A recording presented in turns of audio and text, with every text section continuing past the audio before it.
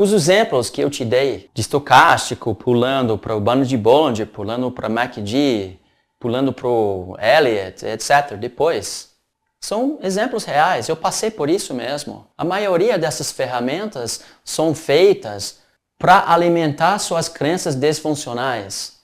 Você quer procurar reversão, você quer melhor preço na compra e na venda. Então, tua cabeça já está procurando reversão. Aí você vai estudando um monte de ferramentas para mostrar reversão na consolidação, reversão da tendência, etc. Só que esses conceitos não dão dinheiro no longo prazo. O que dá dinheiro no longo prazo é acreditar na continuação da tendência. Como a maioria das ferramentas de análise técnica procuram reversão ou estão aplicáveis em consolidação, a probabilidade de perder dinheiro com essas ferramentas é muito grande. Aí vem a complicação. Muitas ferramentas de análise técnica ensinam conceitos errados em termos de ganhar dinheiro e criam crenças muito fortes, porém falsas. A história é mais ou menos o seguinte: as pessoas, os principiantes, entram no mercado financeiro, estão bombardeados pela indústria de análise técnica e começam a procurar aquela ferramenta mais poderosa, né? A matemática do comportamento de preço, matemática exata. Tá?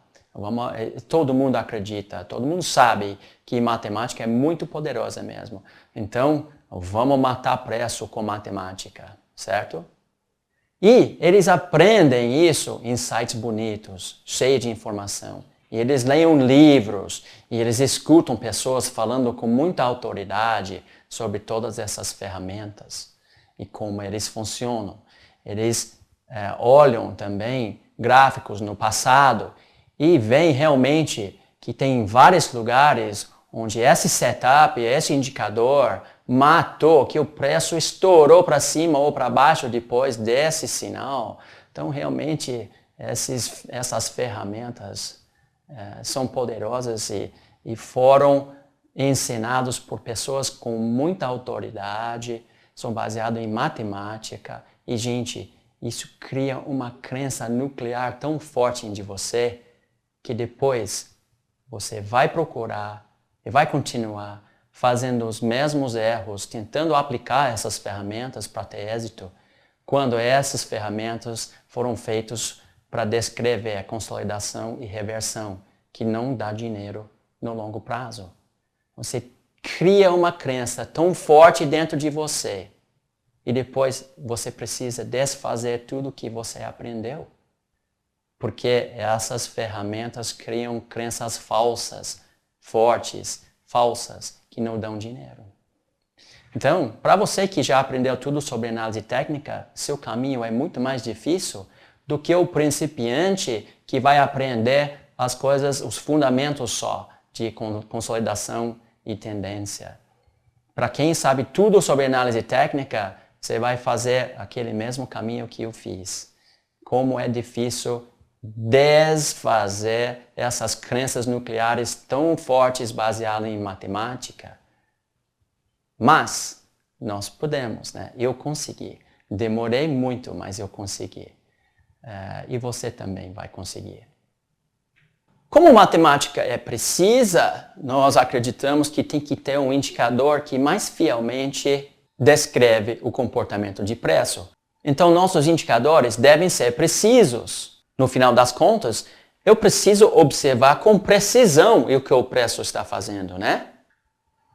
Você aprendeu no curso Descobrindo o Preço, aliás, eu mostrei vários exemplos práticos para você, de indicadores variando até 100% do seu tamanho e ainda dando a mesma entrada e a mesma indicação de mudança entre tendência e consolidação. E muita gente, particularmente os engenheiros, matemáticos, etc., pessoas que estudaram exatas, eles caem nessa armadilha. Eu vou programar meu computador para dar um backtest de todos os números de 1 até 300 e vou achar aquele número que é o melhor. Bom, você pode variar 100% de qualquer número e tem o mesmo sinal de compra e venda, mesmo sinal de consolidação e tendência. Por que a gente precisa fazer tudo isso? Porque a gente precisa gastar tanta energia, tanto trabalho, tanto tempo procurando aquele número perfeito. Quando eu já te mostrei várias vezes a questão de 100% de variação. Então não caia nessa, tá, gente? Seus indicadores não são precisos. É a própria natureza do preço de oscilar. É caótico e precisa oscilar. Você precisa considerar sempre essa oscilação mínima do preço. E isso significa que nunca poderia achar um indicador preciso. Mas com análise técnica, eu consigo ver sinais de compra e venda precisos. Ah é? Como é que você pode? Se seu indicador pode variar 100% do seu valor, como é que você vai criar um sinal preciso de compra e venda? Bom, se você mudar um pouquinho sua crença em relação do que é uma entrada boa ou saída boa, você vai conseguir identificar entradas e saídas boas, mas não baseados em sinais precisos de compra e venda. Suas entradas vão ser baseadas no comportamento relativo dos fractais Ficube e a indicação precisa pelo gráfico de risco, alvo, direção e força. Isso é um outro queixa que eu tenho sobre análise técnica convencional. Você aprende como aplicar um indicador com uma calibração que é para ser a melhor calibração possível. Só que quando você faz isso, você olha para um fractal só. E na teoria Ficube, você precisa pelo menos 2 fractais e melhor ainda, 3 fractais e seu comportamento relativo para ver consolidação e tendência. Então, o gráfico vai mostrar para a gente algo diferente, uma percepção de uma condição técnica boa, não um sinal perfeito, preciso de entrada ou saída, mas uma condição técnica boa. Agora, o que a gente pode identificar com precisão no gráfico, sem problema nenhum, é nosso risco. O que nós podemos também identificar sem problema nenhum é o nosso alvo. Nós podemos também identificar se o preço está subindo ou caindo com força ou não. Esses fatores que nós precisamos entender. E nunca nós vamos entender isso com um indicador só, com um cruzamento, por exemplo, com um sinal de entrada. Então, esquece dessa ideia de melhor sinal de compra e venda. Muda sua perspectiva para condições técnicas favoráveis e comportamento relativo dos fractais Ficube.